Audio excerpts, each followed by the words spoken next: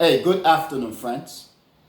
Today is Friday, August the 23rd, 2024, and the time now is 3:14 p.m. So the question is, will Iran retaliate against Israel? Or should Iran retaliate against Israel for the assassination of the Hamas's political leader, Ismail Haniyeh, in Iran? So far, the international community is eager or anxious. People, dignitaries, everyone is eagerly waiting for Iran to retaliate or anxious about the possible Iran retaliation, how the retaliation will look or feel like, the scale of the retaliation, where Iran will retaliate against Israel, and so on. There are many in international relations, whether we are talking about average people, experts, and many of us on social media who are observing trends and headlines in geopolitics, analyzing the situation in international relations, and basically making conclusion, sharing our opinions on international relations. So it has been about 3 weeks since the assassination of Ismail Haniyeh, and many are asking whether it even makes sense for Iran to retaliate at this point since it has been so long. Now, there are those who are saying that Iran has to retaliate in order for Iran to establish deterrence with Israel, because the whole situation started with Israeli bombardment of the Iranian embassy complex in Damascus, Syria, and then Iran retaliating, I think it was in April, against Israel, which was also a calculated, publicized retaliation where Iran gave account or gave information ahead of the retaliation, which then prompted the United States to organize a coalition or lead a coalition of allies, Israeli allies, Western allies, to station military assets along the route of the retaliation, where they managed or they were able to intercept and destroy the majority of the missiles that Iran launched at Israel.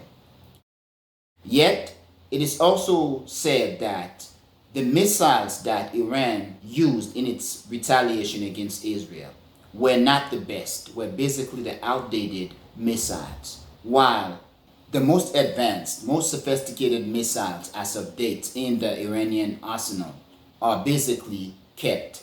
It could be true, it could be false, because we are, as of now, in our international community, are bombarded with misinformation or disinformation.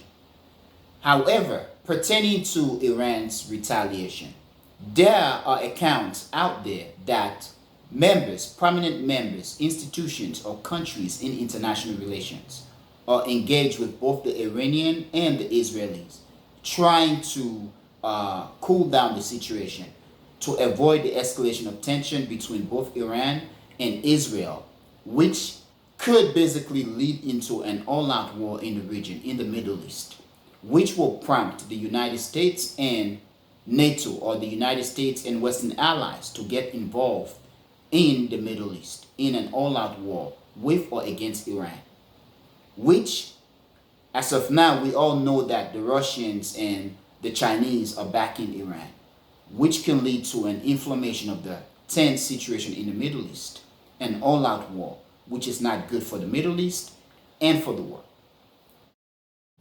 But the question now is, if and when Iran retaliates, will it be the same as the calculated and measured retaliation that it carried out against Israel following Israel's bombardment or attack of Iran's embassy consulate in Damascus, Syria? Will Iran tell the United States and the West, notify them in advance of when, where, how, and the scale of its retaliation, prompting them to position once again their military assets along the route to intercept and destroy the missiles? If so, what would the consequences be? There are those in international relations who are saying that Iran has to retaliate as a means to establish deterrence against or with Israel so that Israel doesn't do it again.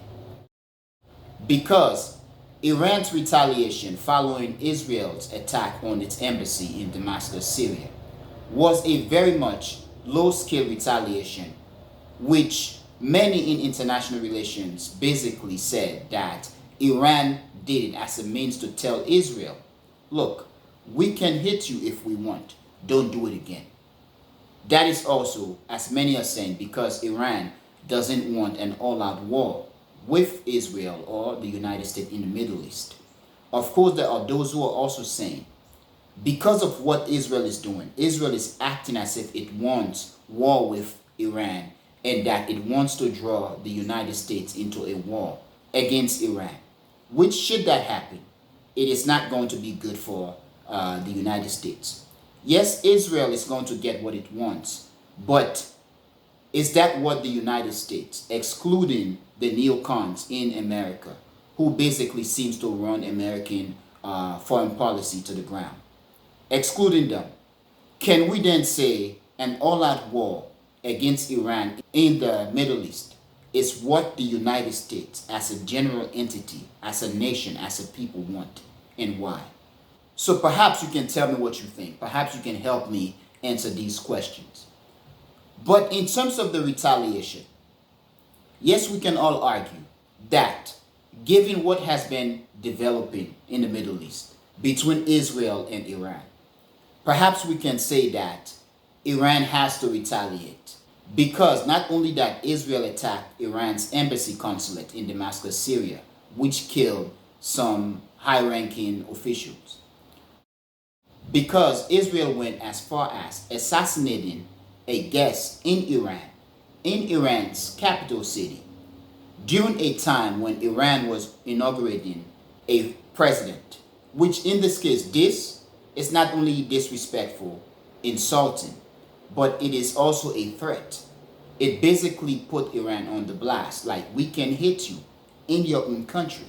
It is a security reason, which, given that Iran has to retaliate as a means, not only to establish deterrence, but to look strong and to look tough.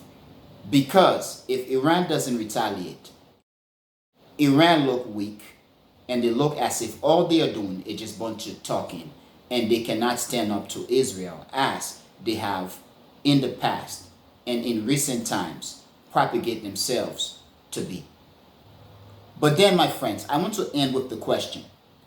Given that it has been almost a month since the assassination of Ismail Haniyeh, and given that it doesn't even seem as if there is a conflict right now, tension between Iran and Israel, because the bombardment of Gaza, the Ukrainian Kursk incursion, and Russia's rapid retaliation, the election in the United States, and as of yesterday, the end of the Democratic National Convention, and so many things going on around the world. In fact, there are news of the monkeypox or whatever. In Botswana, Africa, they discovered the world's second largest diamond. In Africa, it is said that in the future, due to rapid urbanization, Africa will see at least 6 major cities with a population of 10 million people or more. The world is talking about the situation in Bangladesh, basically pertaining to the coup in Bangladesh. There are those who are still talking about the riots in the United Kingdom, which I myself, I am getting ready to make an opinion video about. The situation in Venezuela still continues. There are those who are still hung over from the Paris Olympics. Situations all over the world are occurring. And as an international community, we are seen to be lost in the echo, in the constant development of events. Things are happening all over the place. It seems as if the assassination of the Hamas's political leader, Ismail Haniyeh, in Iran, is a topic that has been lost in the echo of information and the rapid development of events throughout the world. Therefore, given all that, should Iran retaliate against Israel for the assassination in Iran, Tehran, Iran, of Ismail Haniyeh? And is it even sensible? Does it even make sense? Is it even necessary for Iran to retaliate at this point? My friends, please tell me what you think, and I hope to hear from you. I hope you join the conversation. Now, I am going to end here, but I want to thank you for being a member of the Echoing Voice community, and I want to thank you a lot for watching the Echoing Voice. Peace.